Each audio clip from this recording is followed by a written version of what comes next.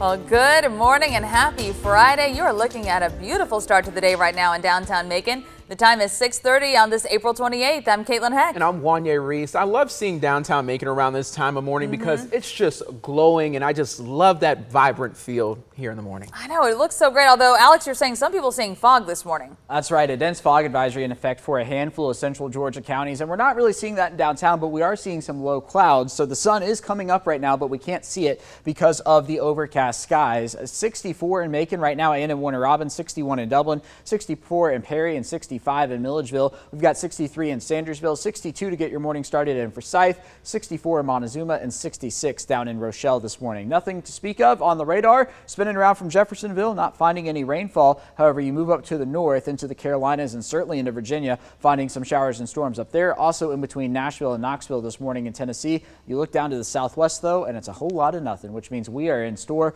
for mostly quiet conditions through the day today. Average high is 81. We'll get up to about 82 or so later on this afternoon. A 20% chance of rain with more sun than clouds. And of course, a lot going on this weekend, including several central Georgia proms. I know Jones County, one of them. Look for temperatures in the 80s Saturday afternoon, down into the 70s by the evening hours with isolated showers beginning later at night. A closer look at your weekend forecast and what to expect next week is just a moment away.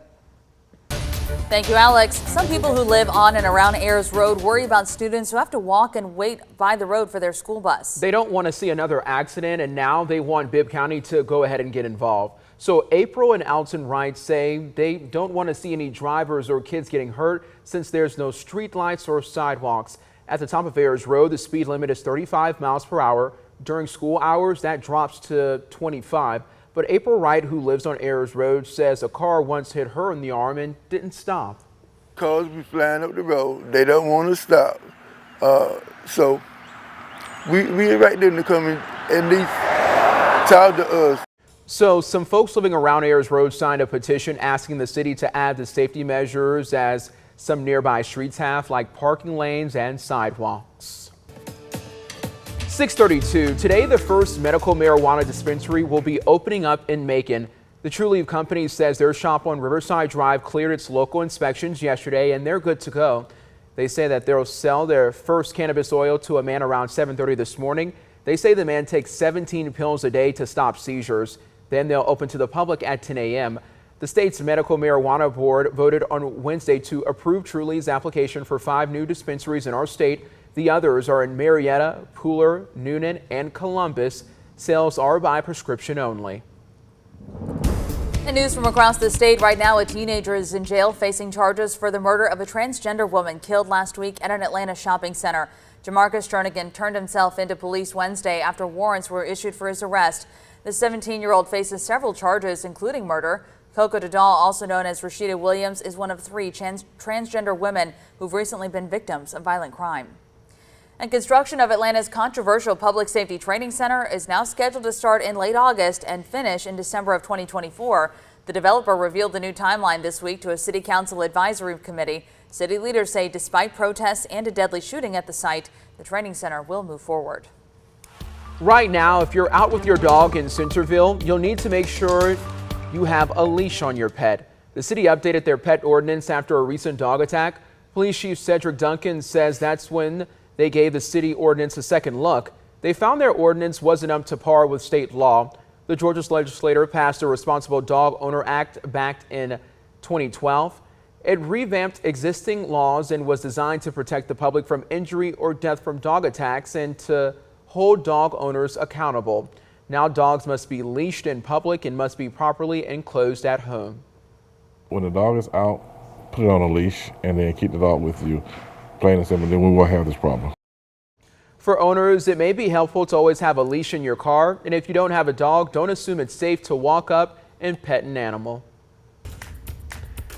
All right, we are celebrating another school in Central Georgia for doing amazing things in the classroom with School of the Week, Caitlin. Yeah, our morning reporter TJ Anthony is live in studio with how an elementary school proves that you are never too young to get your finances in check. Good morning, TJ. Good morning. That's right. I just want you to imagine learning how to flip money through the stock market as a young kid to set yourself up for success later on as an adult. That's just what some students at John R. Lewis Elementary School are doing in Bibb County. Check it out. This is really what you want to look at. Buy 84%. That's how you really want to buy your stocks in. know it's really good. Fourth grader Kason Hawkins is one of the many students at John R. Lewis Elementary School who enjoys learning about the stock market. Like, it's fun and doing something positive and staying out of trouble. Students enter their info in the stock market game website. Once they put in their stocks on the stock market game, they watch it for a week and see how the stocks go up and down. They have a chance to go in and change which stocks they want so they can buy and sell just like if they were really doing it. Keisha Fleming teaches at the school and advises the program. She says students who opt into the experience not only enjoy it, but end up growing, just like some of the stocks they watch. So when they first started, they just started buying anything and everything. But as we progressed, they looked at, okay, this stock did good today, but let's look at what they did for 3 months. They progressed a lot. This spring, one of John R. Lewis's more than 15 stock market group teams won the end of spring stock market games. It's a district-wide competition. As we played more and more, we had ranked up and got to first place. Hawkins dreams of becoming a business owner and says learning how to use the stock market could help him achieve it. I can use money that I made from stocks to help my business. I mean, can I take the class? I need to know what I'm doing here. I mean, that young man, he's just so smart, you know. Oh my gosh, that is so incredible. So what's in store for them in the future, TJ? They're already pretty advanced, it seems. Oh, extremely advanced. Well, look, since the school year is coming to an end, the students plan to pick back up in the fall. And teachers tell me students only started learning stocks just 3 months ago. Wow. Now, they say students are excited to learn more topics like dividends next school year. And Caitlin, I need to sign up for the class too. Man, that is incredible. All right, TJ, we're gonna go. We're gonna go sit there with those kids and let them teach us a thing or two. Yes, because we got to get Jackson and Bennett ready. That's right, yes. That way they can help their mom out. Well, they are responsible for growing and shaping young minds. They love and care for your kids, and they go above and beyond to make them feel special. Next week is Teacher Appreciation Week, and we want to honor Central Georgia's amazing educators. So send us your photo of your favorite teacher and tell us why they rock. Text those photos to 478-752-1309, and we'll share them right here on 13 WMAZ.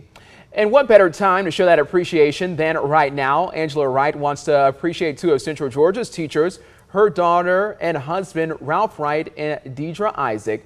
We also have Mrs. Warren. She's a Wilkinson County Elementary School teacher. Her 5th grade students learn about science and social studies. And Flo Wilson has been teaching kindergarten for 39 years. She loves teaching and school.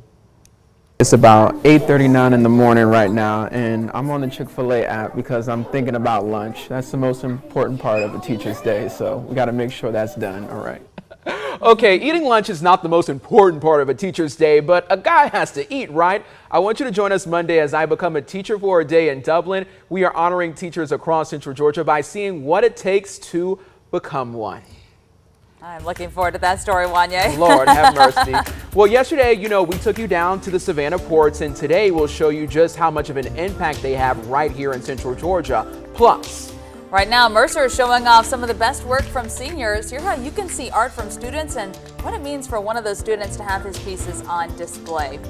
All right, the time is now 6:39. I'm still thinking, how dare I have gone to the 3rd grade instead of going and buying a house and stocks and all these things? I mean, I feel so behind. It makes me feel behind as well, but I think that we can all agree, especially you and I, Caitlin, that what these kids are learning these days in elementary school is eons beyond what we were learning when we were in elementary school, which is good. Yeah, it is a great thing. They're going to be our future, everything. Yeah, that's right. Future meteorologists too. And if the elementary schoolers at John Lewis Elementary want to help me out over the past month, I'm down like 5% on Robinhood. So maybe yes. TJ can get y'all connected. Yeah, there we go. Help you out. Or maybe I'll just stick to meteorology and we'll just let that sit there. All right, a dense fog advisory in effect for a handful of counties this morning: Monroe County, Jones, Baldwin, Jasper, Putnam, Hancock County. We are seeing low visibility in a handful of spots, but just because you're not in the advisory doesn't mean you're in the clear from the fog. In fact, over at the Dublin Airport, visibility down to about 0.7 miles. 10 miles in Macon and in Warner Robins, so no issues there. 5 miles of Monticello. I expect we'll see this, grow in some spots and shrink in others over the course of the morning hours. But here comes the sun in downtown. Temperatures are in the 60s this morning. We've got 64 in Macon and in Warner Robins, 65 Gordon, Cochran, 63 in Dublin, 65 in Sparta, and 60 in Monticello. Nothing to speak of on the radar this morning. But once you work your way up to the north and to the east, plenty of showers into North Carolina, Virginia, on into Tennessee between Nashville and Knoxville. A few storms this morning, but nothing down to the southwest, which means we're going to be looking at a mostly dry day here in central Georgia. So all the clouds we see now are going to be breaking up through the afternoon, but providing a few showers as they do so. You see a couple of swatches of green on the map there.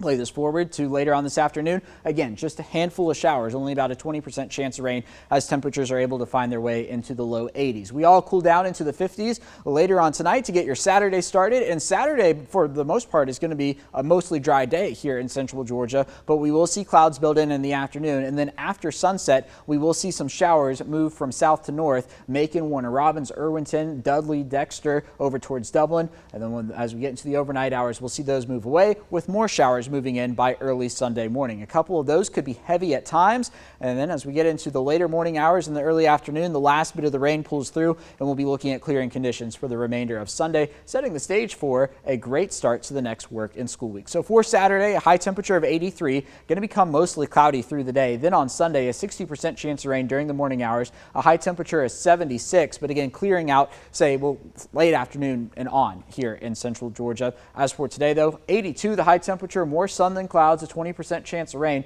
Sunrise in the next few minutes here at 6:51. We're not going to see it too well because of all the clouds we have out there at the moment. And then this weekend, Mercer baseball back in town playing UNC Greensboro. 80s to start tonight, down into the 60s as we wrap things up. 2 p.m. the first pitch on Saturday. Again, 80s throughout most of the game. And then on Sunday, 1 p.m. is the first pitch in the 70s for the most part on Sunday, with the potential for a couple of those isolated showers to be hanging around. Then into next week, a much different story here in central Georgia. Average high for the first day of May, 82, will be some 10 degrees cooler than that with plenty of sun to go around. By the time we get to the end of the week, back closer to 80 with clouds building in by Thursday.